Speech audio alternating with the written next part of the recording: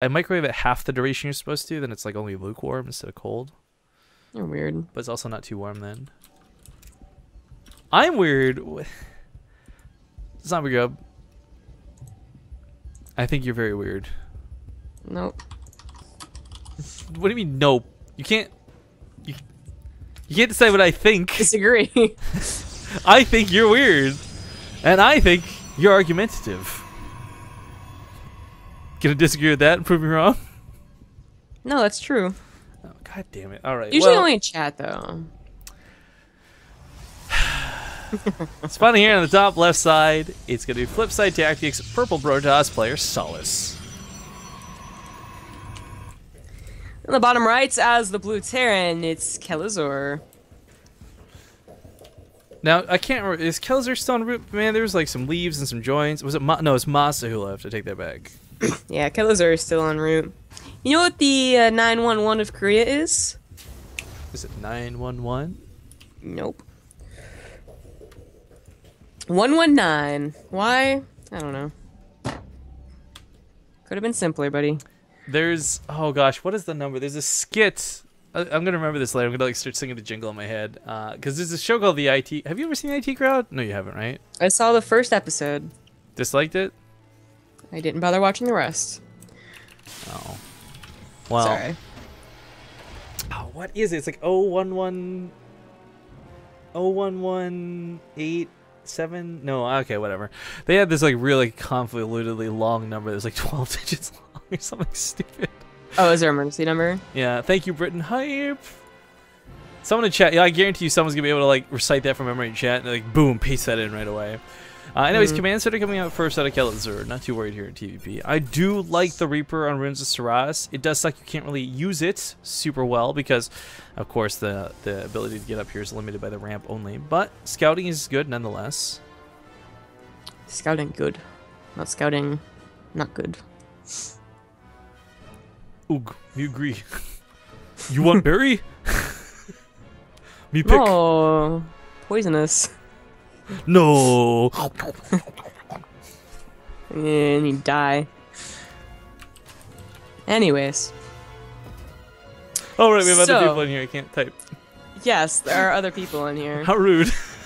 Very rude. Yeah, we're pretty quick Twilight Council from puCK, but I might just be for some pretty quick blink.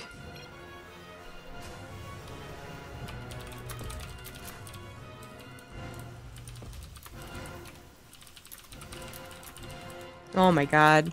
Rifkin, I'm dying. I'm literally dying. Of curiosity as to what I would type? Well, there you go. Let me cure what ails you. No, if you could only, if I would just stop muting myself, you would just be like, oh, Zodwip, stop. Let's go away.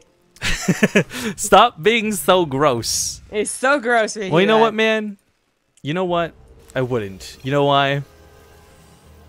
Because you put up with my gross noises. I do have to put up with your gross noises. You can only meet the stream. If friends stick together and all that other good stuff, okay? And my throat's seriously been really sore. Oh, that sucks. If you, seriously, if you want to tap out or anything, the offer's there. But I hope we're so close, man. We got this best of 3 and one more best of 3. Good. I wish it was only this best of 3. I'm gonna be honest. But. Anyways, Reaper really not doing too much. Does distract a little bit with the Adepts. I mean, it's not going across the map to harass him or anything, but gets up here to the main, sees the Twilight Council. That's going to be a nice pick. The Reaper is ultimately going to die. Oh! Misclicks and attacks the rocks? What the? Oh, that ended poorly. All kinds of awkward. Oh, God. So, it is the Blink, and it's the Warp Prism. So apparently the Protoss has, or most of the foreign Protoss have had a little meeting on Skype or something, and they all said, okay, this is what we're doing against Terran, because Adept Islands don't work anymore.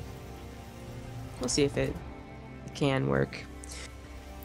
I kind of feel like there are some situations where we still see it happen. Again, Beyond's been the victim of this to Patience a couple of times, but it is harder to pull off. The thing is, though, puCK's really skilled with the Warp Prism. That's what changes this up quite a bit. It's not just like, okay, I'm going to brute force open for the best. Like, puCK actually adds some finesse and bit of pizzazz to it. Pizzazz? Yeah. Pizzazz? Pizzazz. Oh my god, did I tell you about Olivia? Oh my god, I did it! Oh no! It was during the same like soju drinking night I was telling you about. Oh, I gotta get this in. So, hang on. Okay, go. We're just talking, right?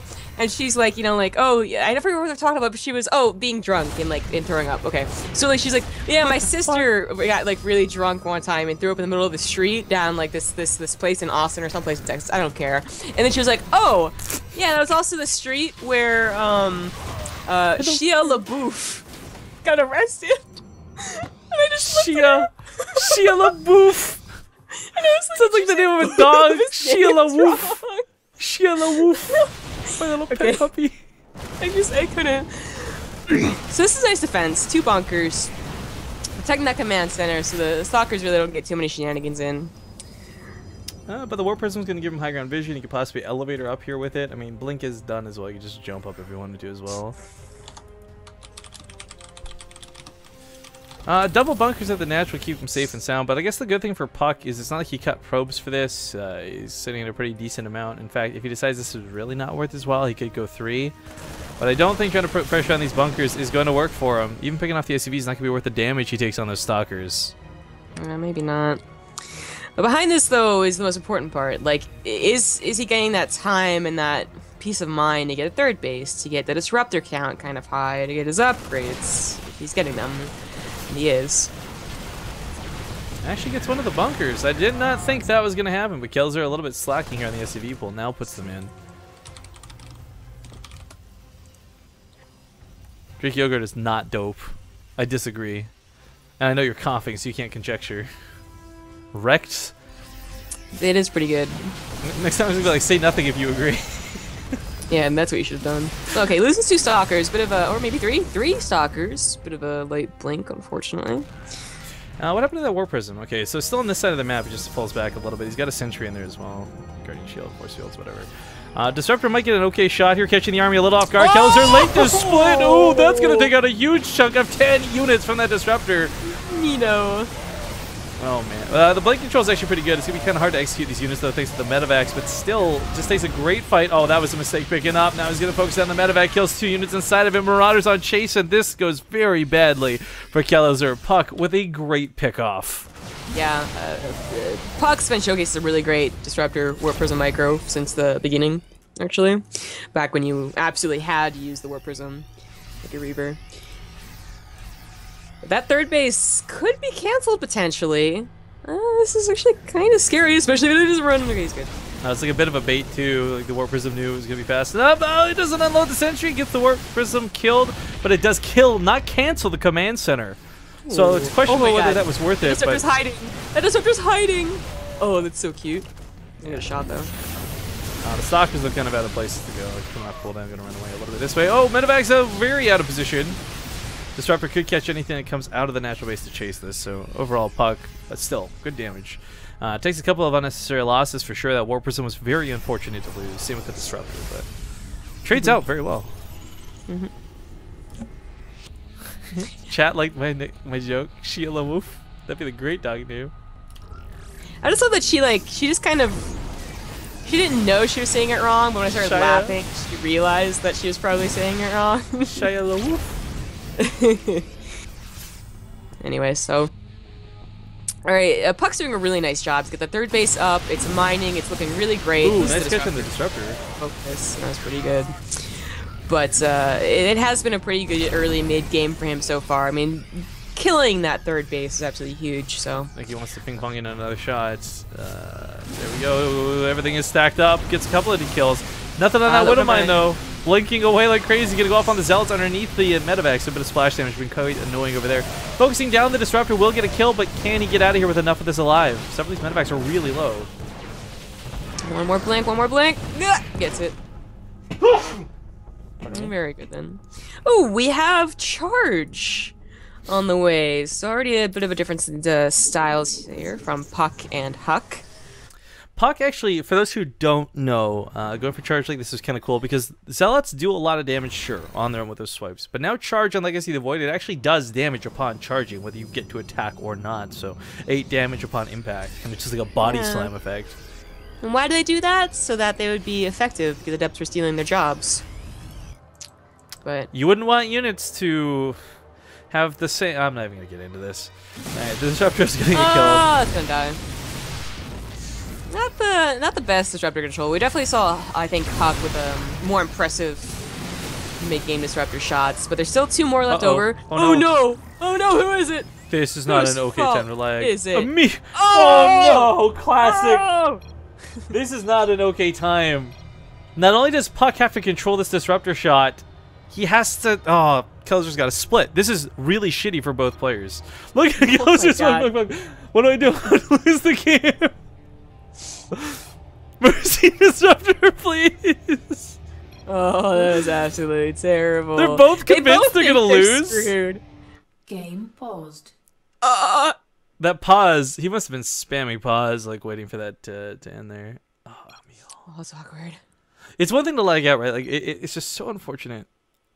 Don't click. Just hit. Yeah, hit the button. Hit pause on your keyboard. Oh, maybe because that's still an action he's gonna have to take. Alright, not too bad there. Does manage to kill some of the bio. And this is actually going to be not bad for puCK, I feel. The aggressive blink, I don't know that I agree with, but he's targeting down the Marauders, not the Medivacs, interestingly enough. Charge is so close to finishing. If he had had that for that fight, that would have been devastating for Kelazhur.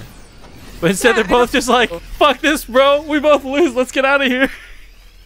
Yeah, honestly, that turned out kind of okay, especially, like, I don't even think a remake, like, would have led up to that. That was okay. For a pretty crucial moment being interrupted.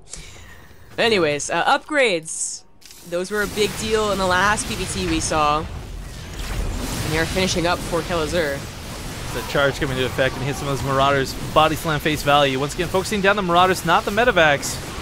Questionable on that regard. Disruptor's coming off cooldown here in just a moment in time. There we go. Gonna sit on top of those Marauders. Ooh, gets focused down. No shots fired. Now puCK's in a lot of trouble. He's lost a lot of his very expensive disruptors, and it's not easy to replace those units. Oh, I think I gets out of here before the wind ones are put on. Maybe as the other question mark. Okay. Yeah, trading blow for blow, keeping it at equal supply. puCK also able to keep a 1 base lead too, which is pretty nice. It's almost like Protoss has become the Zerg. I really just can't get over that pause conversation though. They're just both like, I'm so screwed. No, I'm screwed. No, trust me, I'm screwed. Yeah. Oh, and a Templar Archives. It's really nice that we're seeing this, right? Because I think we both like the way that puCK is doing it. But that doesn't mean that it is going to be better than how Huck is playing it out. Test. Yeah, I agree. Like we were harping on the potential storms, and it's not a guarantee that those would have worked. It's a different player after all playing it. Kelazhur might not even go too heavy on the Liberators. But upgrades are definitely a bit of a problem. Gonna kill the Widow Mines. Nicely done. Yeah, I think that was worth it. Minimal value, I guess. Still, though, kiting into this. That's a good shot with a disruptor. It's so hard to chase Protoss now because of disruptors alone. Colossus and Sentries never provided this issue. This is a brand new experience for Terran where you can't just use your stim to move forward and hope for the best. Kiting with those disruptors is the best way without question to use them. It's just really hard to bait your opponent into kiting like that. 4-1-1 sending to the main. The drop, but Kelazhur sees the response to the drop. Everything's chill, everything's cool. Oh! Colossus. So cool. I guess this is not bad because there's no Liberators, so the Colossus actually have a nice role in the game. No Liberators and of course no Vikings, most importantly. But here's the question, especially with the gas bank in account, I would prefer him going quickly to High Templars and Storm, as opposed to Colossus and some DTs. Just me though. Marcos4912 says that was the most intense pause I've ever seen. Yup. Yup. There was this one time that Apollo stepped on the pause button during a fight that we were casting, and I felt really bad. But oh no! What happened over here? puCK was not paying attention. Terrible. Yeah, those are 3 disruptors for nothing. Now the Zealots might be able to push on through here because Zealots are freaking good units, but still, that was a huge waste of very, very critically important disruptors. Yes, very, very wasteful. That incident was also what made me pop the pause key off my keyboard. Oh, did you actually take that off? Oh, Mothership core goes down. Jeez. I need to reason not to. Like, hello? Goodbye. Okay, Kelazhur. Man, that medevac pilot is shitting her pants. Oh, she's going back. Why are you going back? You got out of there for free. Why? Why? Stupid hockey. Hey, hockey's fine. You leave that alone. No, it's not. Don't even Canadian try. is a great Canadian Fake pastime. Canadian. I know. I don't know anything about hockey. The upgrades are going to be pretty good here. 3-3 versus just 2-2. That's that armor is 70% of the way done. Also have the addition of Liberators, which was missing. It's something that Semper got a lot quicker. Yeah, and he was getting like 3 at a time as well, 4 at a time, 6 at a time later on once we got the Vikings in tow as well. So the starport production is going to be fairly important to the way this game goes. But again, the upgrade's looking so much better for both players than what we saw in the previous TvP. And remember, guys, like this is a pretty intense match because the winner will go on to fight against puCK. puCK did sadly lose to Semper early, so you gotta wonder, like, does he scout this game and see how Kelazhur plays, hope to pick up the difference of him and puCK, or does he hope that puCK wins and goes for the PvP? I mean, remember, this is not the qualifying match. The next one is. This is the best of 3 that leads into that qualifying round.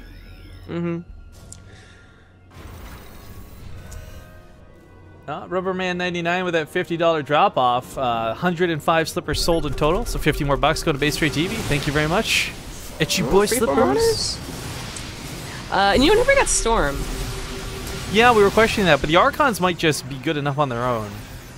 I'm not sure. The Liberator is going to blast through most of anything on the ground, and that's where this starts becoming a lot more difficult. puCK has not had to worry about these up to this point. Storm does begin now, and again, like, it'd be cool to see whether this is effective or not. The one Colossus is so awkward, though. It almost feels like bait. Yeah. Yeah, make a ton of Vikings. Oop, Disruptors his own Zealots, a little bit awkward, but he can't split enough!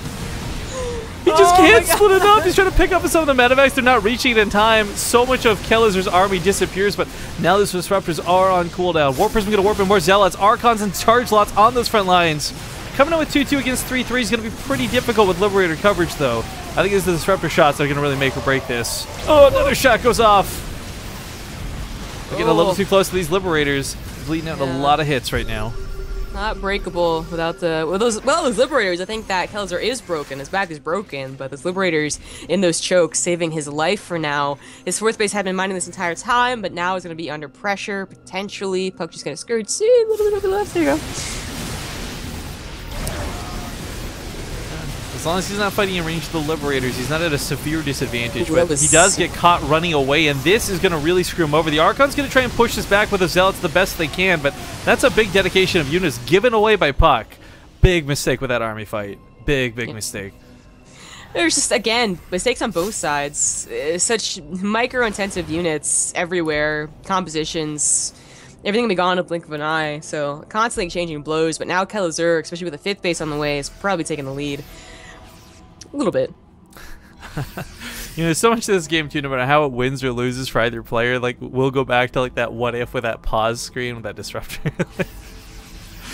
Oh gosh. 2 Disruptors at a time is scary though. Like 4 to 5 Disruptors needs to be pretty perfect. That's the amount that I guess you can micro and actually get some decent shots and always be able to replenish the shots too. So that is pretty important that he has that. And, well, unfortunately, if the Liberators are allowed to get into nice chokes, nice ramps, I'm not sure puCK has enough army to deal with it. Clearly, the Disruptors need a sky mode where they get to shoot their shot. We do have some Storms available. Now, the problem is Storms aren't going to solve the problem that is the Liberators, not easily at least. Getting the range is going to be very difficult. But, blanketing some of the bio, covering the retreat. Once again, everything between Storms dragging and Disruptors firing, anything that Kelazhur chases is going to be very dangerous. Yeah. That was kind of disappointing, He got those Templar Archives so early, and he didn't use them, so he could have potentially had Storm before the Liberators are out, and obviously Ghost never came out. Oh, he's going to try and get around this, but that's not going to cut it. Going to run away. Liberator takes a shot to the face. Takes away his shields. puCK down in supply by quite a heavy number. And, oh, that charge is actually hurting the Zealots quite a bit.